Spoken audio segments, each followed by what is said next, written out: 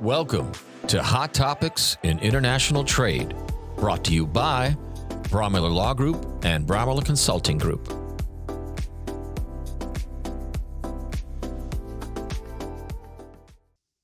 Hi, I'm Bob Brewer with Braumiller Law Group and Braumiller Consulting Group.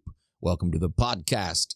I am joined once again by the new VP of Braumiller Consulting Group, Robert Stein. Robert, welcome to the podcast. Thank you very much. Tell me, be picking his brain. I asked him about some topics, and one of which that he picked that we'd like to cover right now is the Mod Act, this modernization bill. I mean, this thing goes back to like 1930 when it's just like a tariff act. I think, correct me if I'm wrong, like in 1993, it actually became the Mod Act, but it's been ever evolving because what it is what communication between customs and those of us who are practicing reasonable care out there, you know, because for a while it's like communication needed to be better. Right. But it's like customs saying, and you people need to be more responsible. So let's get together on this, the Mod Act, and see where we can go. But tell us a little bit about this over the years. How has this thing really transformed? A little bit of trivia is a lot of people don't know, but NAFTA was part of the original Customs Modernization Act back in 1993. Yeah. So that was part of the whole delivery and the change in the way that customs viewed importers and customs brokers. But what's really brought this to the fore is the fact that customs has once again pushed modernization forward in 2023, changing the broker regulations, trying to increase professionalism of customs brokers, right, but also sort of beginning the evolution of how customs sees importers and their responsibilities, as well as the whole future of the supply chain. So everyone knows the transportation supply chain, but I think the evolution will now be the data supply chain, how entries are done, how customs brokers do their work, how importers prepare now under the 21st century customs framework and ACE 2.0. And I think what everyone really wants to know, if they're watching us now, is they really want to know, like, what's going to happen, Bob? What's going to happen, Robert? What is customs looking for? And how do we as importers get ready for these modernizing changes that the regulations are bringing? And what does customs have on the radar that's going to change the playing field? Yeah. So you got a crystal ball here for us a little bit, Robert, on this. What do you think? I mean, I wish I had brought my magic 8-ball with me because that is a really good forecaster for some of this stuff. But the reality is much of what's going on, customs certainly is telegraphing in their legislative requests for what they want to do under 21 CCF or their 21st century customs framework, and also ACE 2.0 development. But think about this, that the way the process works now is, yes, there's some advanced data coming through like the automated manifest system and importer security filings and ACAS for air. But the reality is the bulk of the information is being filed by the customs broker on behalf of the importer when the goods are arriving or just before arrival into the U.S. And customs, when they look at Customs Business Reimagined, they're looking at, hey, we could, there's no reason why we couldn't capture some of this data earlier in the process.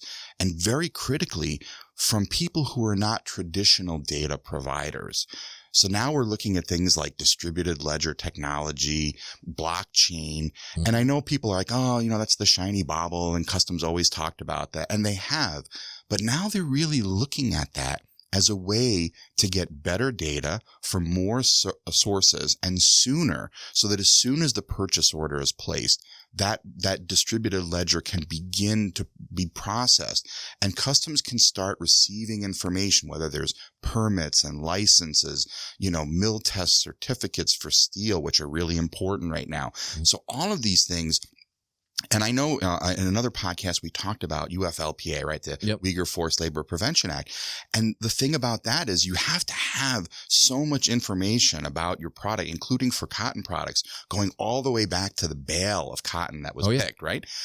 I did a video on it. Oh, that's awesome. Tracing it all the way back to the original farm field where that cotton was actually produced. Perfect. Yeah. So that is a great application for DLT, or distributed ledger technology, to validate that information, get it in the blockchain, so that by the time the goods arrive, instead of having importers facing these problems with, oh, it's being held up, it's under detention. So there's a really great example in current events with Volkswagen. Yeah, right? absolutely. They had a bunch of cars held up at the port just this past week. Yep. And that was because there were electronic components in there that customs determined were made with forced labor.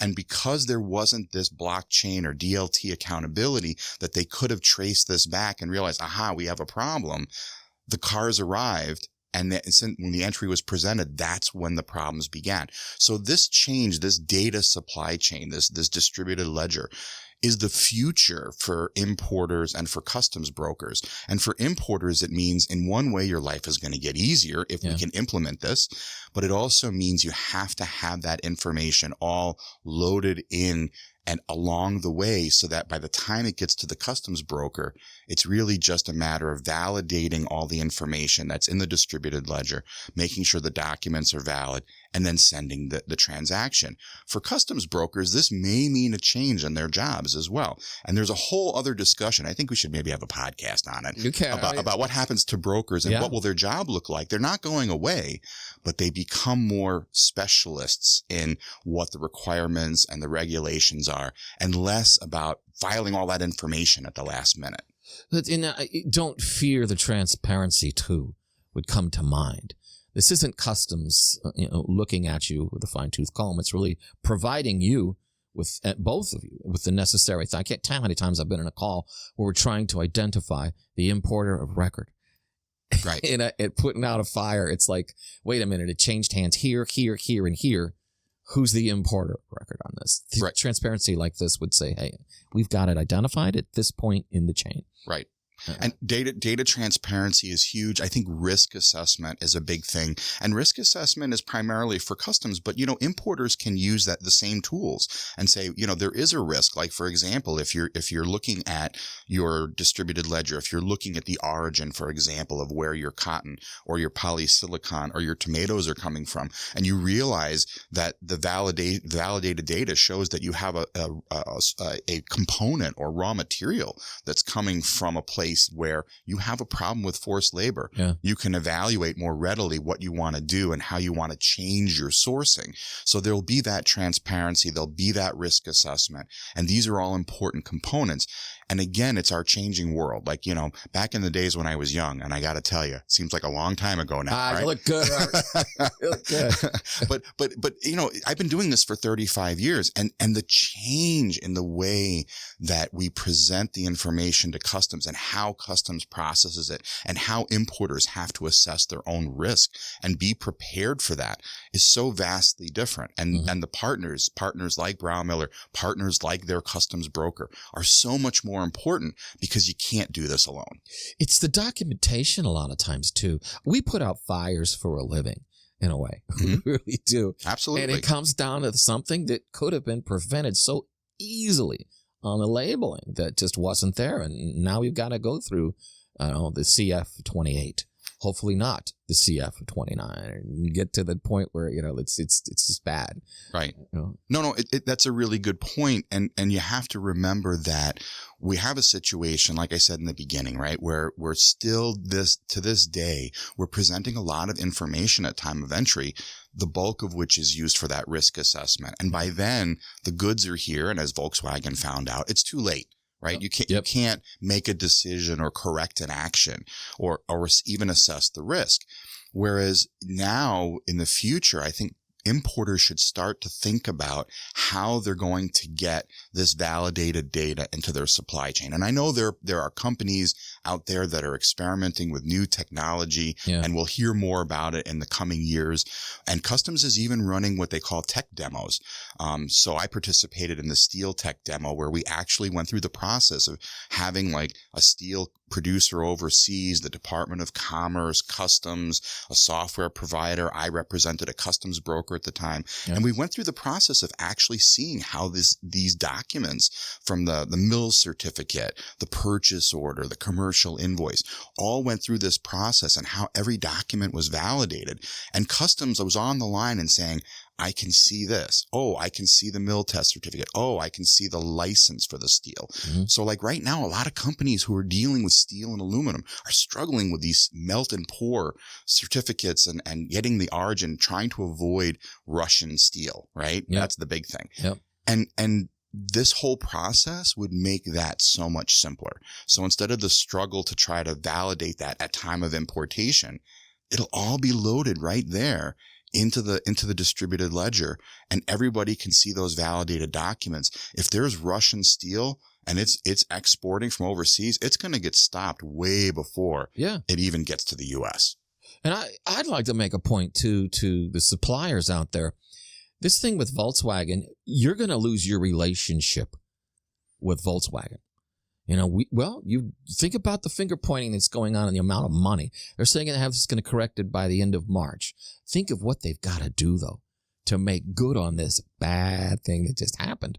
So the finger pointings aren't started internally. How the hell did we get to this point? Look what it cost us, and that supplier is going to be removed from the supply chain, most likely. So you've got to start, everybody has got to really start thinking about this. You know, the transparency that's there could help, but still, let's all get involved and work this out together here. Right. And again, a good example of it's great that they'll remedy, right? There's a remediation here that's going to occur, and that's good.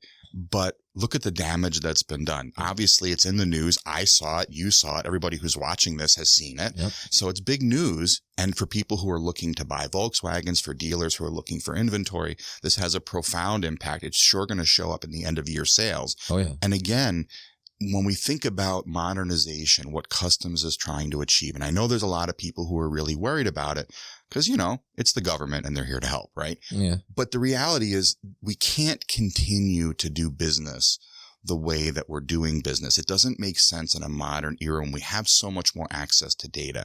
So Customs, for better or for worse, is trying to approach this thing in a way that will be helpful.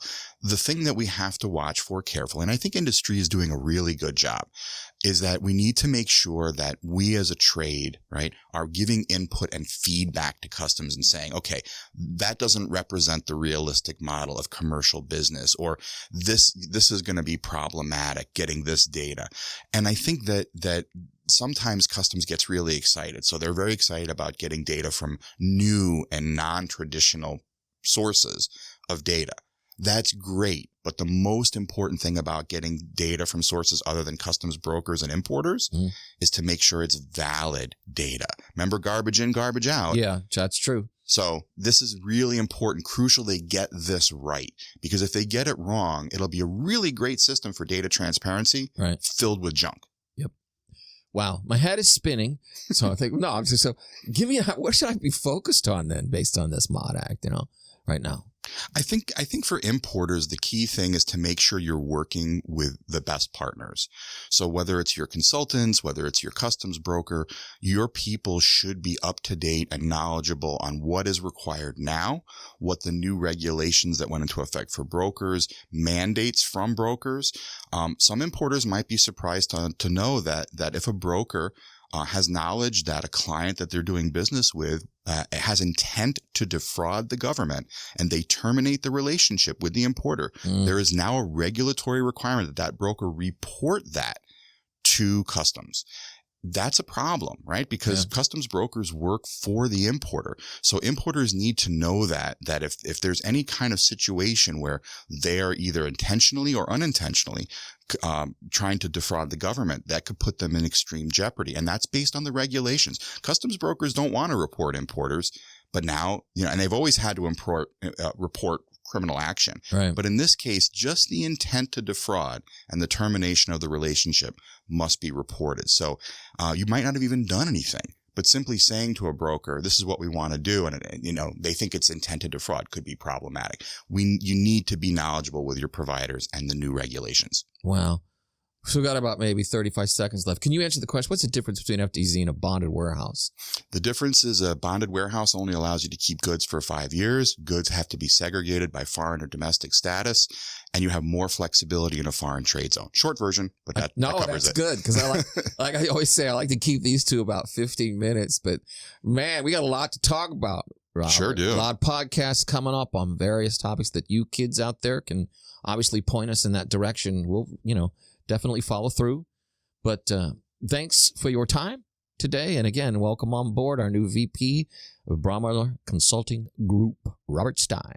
Thank you very much. Thank you for having me. See you later.